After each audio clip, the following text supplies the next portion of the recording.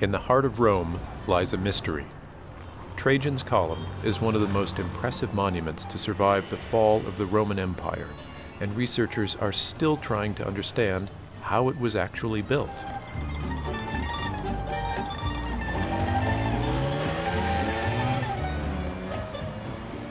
If only we could go back in time, we could watch this amazing feat of engineering come together.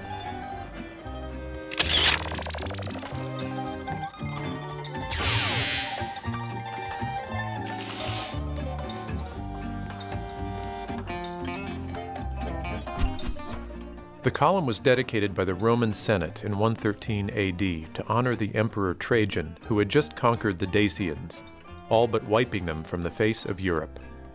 The architect was thought to be Apollodorus of Damascus, who had already designed Trajan's Forum.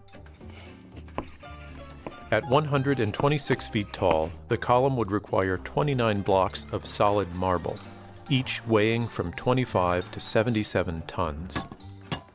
These were brought from a quarry north of Rome and floated up the Tiber River to the work site.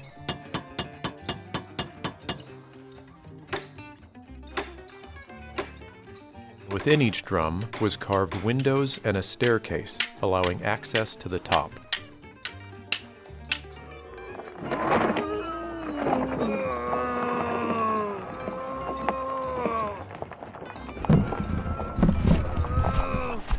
A current theory says the drums were rolled into the base of a lifting tower, a sophisticated scaffolding and pulley system for lifting the drums high into the air.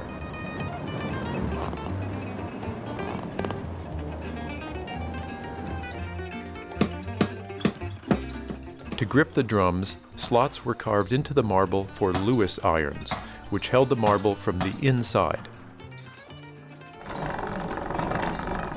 Then, ropes were attached to each Lewis.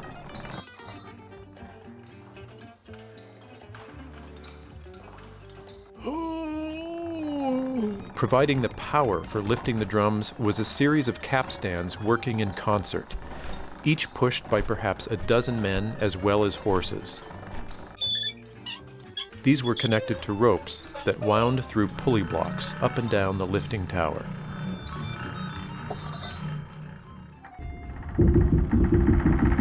In this way, a marble drum could be raised high above the streets below.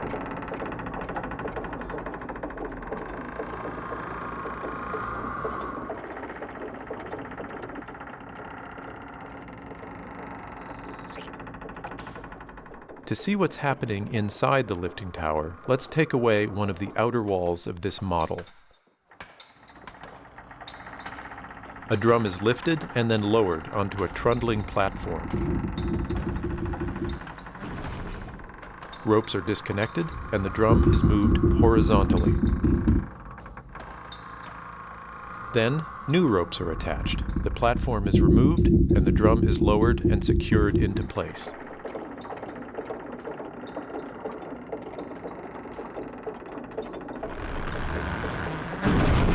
Once the drums are set, craftsmen smooth the surface and begin work on the 656-foot-long frieze, which tells the story of Emperor Trajan's war victory.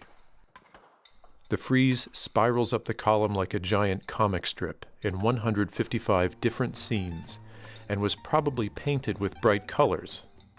No evidence remains as to what the colors actually were. A bronze statue of Trajan was placed on top, but in 1588 a pope installed a statue of St. Peter instead.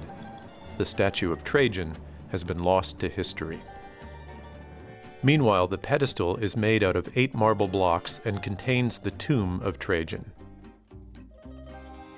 Trajan's column has stood for more than 1900 years and was deeply influential.